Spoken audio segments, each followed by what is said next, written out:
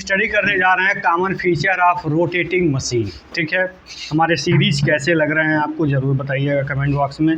Comment बहुत कम आ रहा है, व्यूज़ भी बहुत कम आ रहे हैं, बड़ा डीमोटिवेट कर दे रहा है ये चीज़ें, लेकिन फिर भी लगे हैं, देखते हैं कब तक लग सकते हैं। तो common feature of rotating machine, ठीक है, क्या चीज़ें सारे रोटेटिंग मशीनों में कॉमन होती हैं उन्हीं के बारे में हम स्टडी करने जा रहे हैं। भाई आपका synchronous motor, induction motor, DC machine से सब रोटेटिंग मशीन्स हैं, इनमें सब कॉमन क्या होता है उसी पॉइंट की हम चर्चा करने जा रहे हैं। तो यहाँ पे सबसे पहले है मोटर और जनरेटर। ठीक है, या तो रोटेटिंग मशीन मोटर का काम करेगी या तो जनरेटर का काम करेगी, इसके अलावा दूसरा कोई काम नहीं करेगी। और एक बात और, एक बार में एक ही फंक्शन प्ले करेगी, दूसरा फंक्शन प्ले नहीं करेगी। यानी कि आप चाहें एक के मशीन लाएं, उससे मोटर का भी काम करना है, तुरंत जनरेटर का भी काम, वो दोनों एक के बार नहीं करेगी, एक बार में एक ही रोल प्ले करेगी, चाहे वो मोटर का करे चाहे वो जनरेटर का करे। आप एक ही मोटर को अगर आप चाहें तो प्राइम मूवर लगा दें तो जनरेटर बन जाएगी, उसको सप्लाई दे दें तो मोटर बन जाएगी। सिंपल सा मैटर है। ठीक है, एक पहला आपका लाइन कॉन्सेप्ट हुआ, क्लियर हुआ। दूसरा है स्टेटर एंड रोटर, इसको हिंदी में स्थाता और घोड़क कहते हैं। क्या कहते हैं? स्थाता और घोड़क। अच्छा ये बताओ, इससे बढ़िया तो इंग्लिश ही है ना, स्टेटर और रोटर। ठीक है, तो जो मशीन का जो भाग स्टैटिक होता है, ठीक है, मशीन का जो भाग घूमता नहीं है उसी को स्टेटर कहते हैं। इसको क्या कहते हैं? स्टेटर। ठीक है, ये मशीन का ऐसा भाग है जो क्या होता है, ये मशीन का ऊपर वाला भाग, ये ऐसा भाग होता है मेरे प्यारे दोस्तों जो क्या होता है, स्टैटिक होता है। ठीक है, ये ऐसा भाग होता है जो रोटेट नहीं करता, और जो इसके बीच में जो होता है ये इसका क्या कहलाता है, रोटर कहलाता है। यह हर एक मशीन में यही आपको, जितने भी रोटेटिंग मशीन है ये आपको कॉमन दिखेगा, स्टेटर और रोटर। ठीक है, जिसमें दो प्रकार के, कम से कम दो प्रकार के मैग्नेटिक फील्ड होते हैं। दो मैग्नेटिक फील्ड इसमें होते ही होते हैं, दो मैग्नेटिक फील्ड।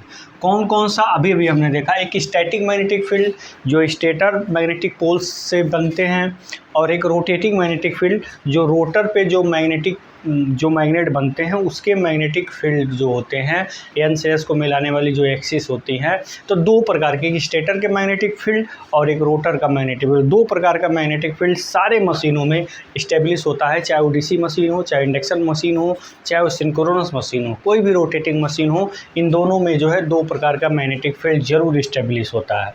इसके बाद आर्मेचर एंड फील्ड वाइंडिंग। दो प्रकार के फील्ड वाइंडिंग जनरली आपको देखना ही होगा। कौन कौन सा? एक आपका आर्मेचर, एक होता है फील्ड वाइंडिंग। देखिए यहाँ पे जो आपके मैग्नेटिक पोल्स लगे होते हैं इसके स्टेटर पे, इस पे जो बाइंडिंग होती है, इसी बाइंडिंग को हम फील्ड वाइंडिंग कहते हैं। क्या कहते हैं? इसको फील्ड वाइंडिंग कहते हैं। और जो इस पे आपका आर्मेचर रहता है, इस पर हमने क्या करते हैं, सिलिकॉन इस्पात का मटेरियल से हम इस पर क्या कर देते हैं, स्टेपल कर देते हैं। सिलिकॉन इस्पात का मटेरियल को पंचिंग करके क्या कर देते हैं, जोड़ देते हैं, और फिर उसमें स्लॉट काट के बाइंडिंग कर देते हैं। ठीक है, इसको कहते हैं आर्मेचर बाइंडिंग। क्या कहते हैं इसको? Armature binding. ठीक है, तो दो प्रकार की बाइंडिंग हर प्रकार रोटेटिंग मशीन में आपको देखना होगा, एक आर्मेचर बाइंडिंग और एक फील्ड बाइंडिंग। ठीक है, सिंपल। तो ये आपका आर्मेचर हो गया, फील्ड हो गया। कॉमन मैग्नेटिक फील्ड, तो इसको क्या कहेंगे? सामान्य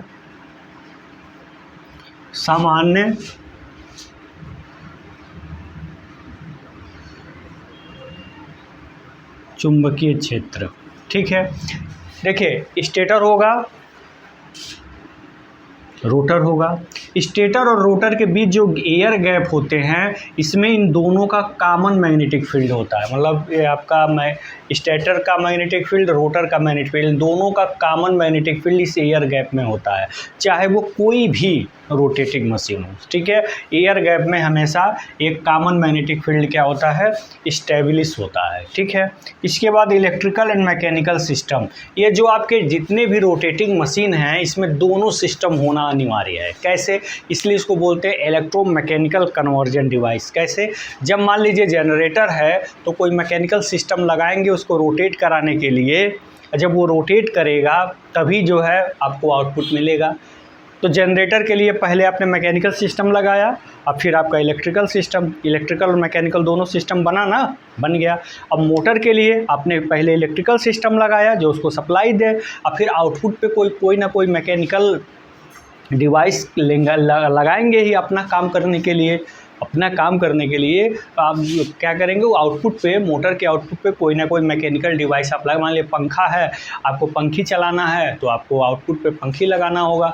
यानी कि कोई ना कोई मैकेनिकली वर्क मोटर के आउटपुट से क्या होती है, कनेक्टेड होती है।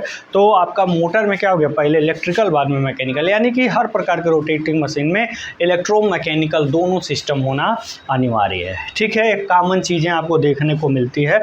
फिर हम टर्मिनल की बात करें, अगर जनरेटर है तो हम कार्बन ब्रश से सप्लाई लेते हैं। कार्बन ब्रश आगे हम बताएंगे जब कंस्ट्रक्शन बताएंगे। तो रोटर में जो फ्लक्स करते हैं तो जो आपका बाइंडिंग होती है, बाइंडिंग में ईएमएफ इंड्यूस होते हैं, करंट फ्लो होता है, उस करंट को हम कार्बन ब्रश से बाहर लेते हैं। ठीक है, अगर मोटर है तो सप्लाई देने के लिए स्टेटर पे टर्मिनल बॉक्स लगा होता है, उसी से हम सप्लाई देते हैं। चाहे कोई भी मोटर हो, टर्मिनल बॉक्स से सप्लाई लेते हैं, चाहे कोई भी जनरेटर हो। लेकिन हर जनरेटर में कार्बन ब्रश को लगाना ज़रूरी नहीं है, हम सप्लाई लेते हैं। ठीक है, डीसी मशीन अगर है, डीसी मशीन मतलब अगर हम डीसी जनरेटर की बात करें तो डीसी जनरेटर में कार्बन ब्रश लगा के हम सप्लाई लेने का काम करते हैं। छोटे अल्टरनेटर में भी स्लिप रिंग के थ्रू सप्लाई लेने का काम करते हैं। ठीक है, तो ये जनरल कॉमन फीचर्स थे जो आपके हर प्रकार के रोटेटिंग मशीन में देखने को मिल जाते हैं। तो आप इसको याद कैसे रखेंगे, आप क्या करेंगे, रोटेटिंग मशीन को अपने सामने रखेंगे, ऊपर से नीचे लिखते चले जाएंगे। सबसे पहले स्टेटर, रोटर, हर मशीन में स्टेटर रोटर होता है। स्टेटर पे स्टेटर मैग्नेटिक फील्ड, रोटर पे रोटर मैग्नेटिक फील्ड मतलब आर्मेचर फील्ड, और magnetic field, stator magnetic field, दो प्रकार के मैग्नेटिक फील्ड होते हैं। अब रोटर और स्टेटर के बीच में एयर गैप आप देख रहे हैं, मतलब आपके आर्मेचर मैग्नेटिक फील्ड और स्टेटर मैग्नेटिक फील्ड, इन दोनों के बीच में एयर गैप होता है।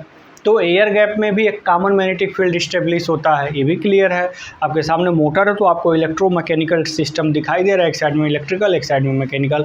तो दोनों में जो है क्या होता है, इलेक्ट्रिकल मैकेनिकल सिस्टम साथ साथ चलते हैं। ठीक है, ऐसे आप मोटर को अपने सामने रख करके उसके जितने भी पॉइंट्स आपको नज़र आएंगे उन सारे पॉइंट्स को आप पॉइंट आउट कर लेंगे तो आपको कॉमन फीचर बहुत आसानी से समझ में आ जाएगी मेरे प्यारे दोस्तों। तो आज के वीडियो लेक्चर में मैं इतना ही आपको बताऊंगा कि कॉमन फीचर्स क्या क्या होते हैं। आपका काम होमवर्क है कि जितना भी बातें मैंने बताई हैं बुक का हेल्प लेकर के इसका नोट्स आप ज़रूर बना लीजिए।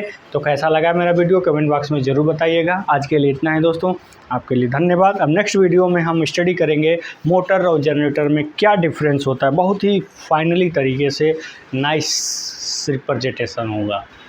आज के लिए इतना ही, धन्यवाद।